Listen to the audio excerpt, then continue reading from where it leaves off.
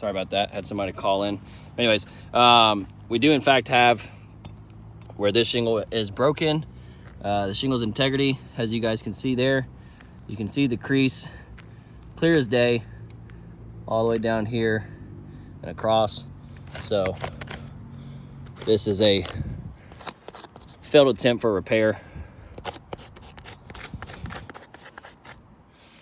So again, to show you guys the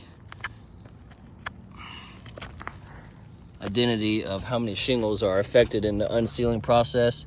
There we have one. So 1, 2, 3, 4, and should be last one somewhere right up in here. Yep. Okay, so 5.